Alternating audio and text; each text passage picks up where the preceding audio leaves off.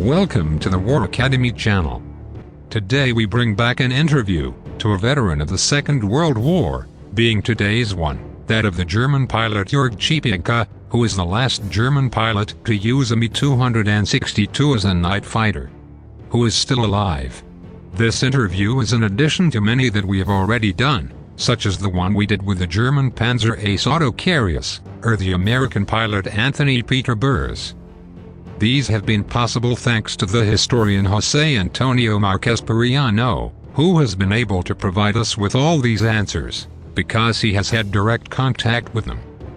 As we said at the beginning, today we have the Luftwaffe pilot Jorg Czypionka, with whom we are going to be able to get fully into the mentality and experiences of an instructor and later fighter pilot, who fought in the desperate years of 1944. Before starting the interview, let's briefly put ourselves in context, looking at the situation that was unfolding in the skies over Germany. After the triumphal campaigns in Poland, Denmark, Norway, France, Yugoslavia and Greece, and despite not having been able to subdue Great Britain, by 1941, the Germans threw themselves on the Soviet Union. Until that date, the Luftwaffe had maintained a total supremacy in the skies of Europe, and only a minor light air raid had been regretted, such as the one carried out on Berlin at the beginning of September of that same year. In any case, the security of the Germans was such that Hermann Göring himself, as we all know, commented the following sentence at the end of 1939, "No enemy bomber can fly over Germany. If only one were to attack German soil, from that day on I would no longer be called Hermann Göring, you could call me Meyer." All this exchanged situation in 1942, when the Germans were mired in the failed Operation Barbarossa. It was precisely in March of that same year that the first major bombardment of Germany took place over the city of Lubeck. More than 200 British bombers took part in this attack, destroying most of the city center. Subsequently, these attacks increased exponentially, producing another in Cologne in May 1942 in which more than 1,000 bombers attacked the city. During 1943, these attacks increased, but they would do so even more in 1944, when the US bombers fully joined the action. We are now seeing on the screen the result of these actions, which resulted in the destruction of approximately 75% of the city of Hamburg, 33% of Berlin, 60% of Dresden and Cologne, or Hanover. So under these circumstances, the pilot that we are going to see today had to fight.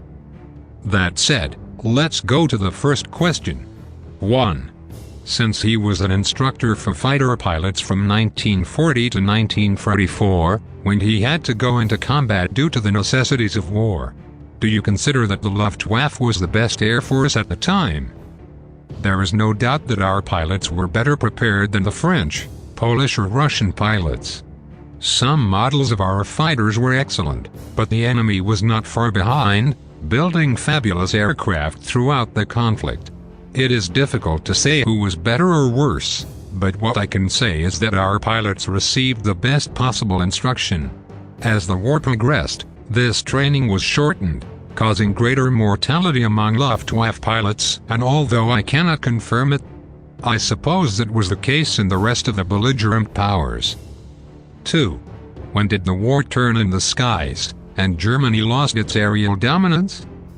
With every war and front that Germany fought on, it must be understood that our air force was limited and we could not fight on all fronts and against all of Europe. Entering Africa, Greece, the Eastern Front, our combat force was reduced and the operational fields increased. In short, this meant fewer aircraft from more war fronts, which is totally absurd. It was normal that with the entry of the United States into the war, our superiority in heaven will end, and this is how it was. 3. How did you experience the brutal bombings carried out by the Allies in Europe? What impact do you think they had? Impact. They attacked German cities full of civilians. What was the civilians' fault that Hitler had ordered the bombing of London? None, just as British civilians were not to blame for the war. Attacking civilian populations is what was done during the war, and I don't think it was ever justified. Heard it affected the production, but I was a combat instructor. In any case, the truth is that we all lost family members in those air raids on the cities of Germany. 4. The Luftwaffe has often been labeled incompetent and ineffective. This is due to your inability to defend the skies of Germany from bombardment, or to your lack of support for ground units as happened in Normandy. Do you consider this statement to be totally unfair? Do you think Hermann Göring was a bad leader? I was just a flight instructor and later a night fighter pilot. An entire air force cannot be branded for the incompetence of its commands, or for wrong orders given in some operations. No doubt there were mistakes, but there were mistakes in all armies. As fighter pilots, we were determined to protect the German populations from Allied bombers, and we did the best we could, putting our lives in danger. Many paid for that protection with their lives. And we didn't care, because it was our duty.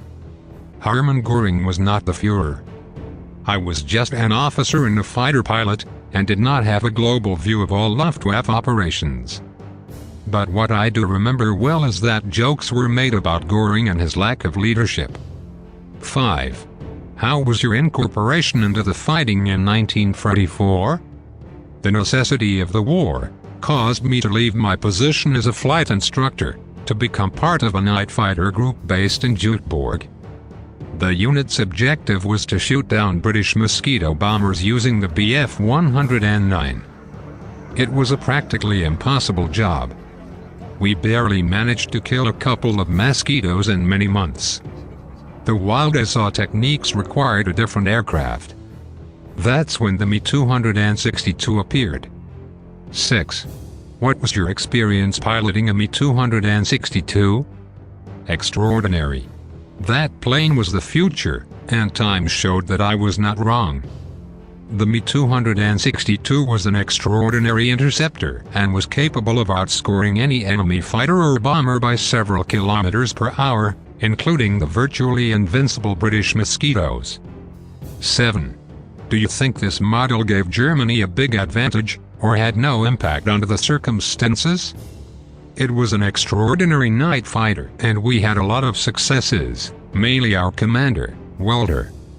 I know many people are surprised when I say that the Me-262 was an excellent night fighter, but the numbers in our victories proved it.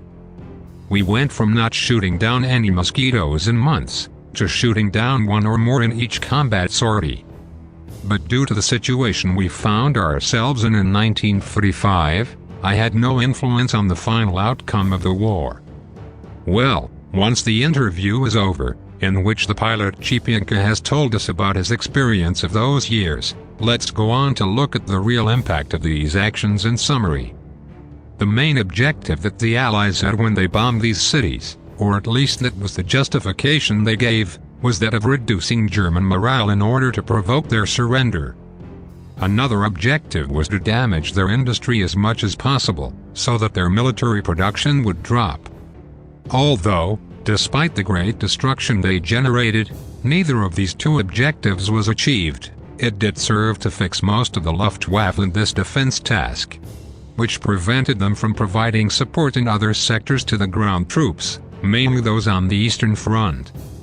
In any case, even if German industrial production increased in 1944, when these bombings were more intense than ever, it is clear that had it not occurred, German production would have been even higher.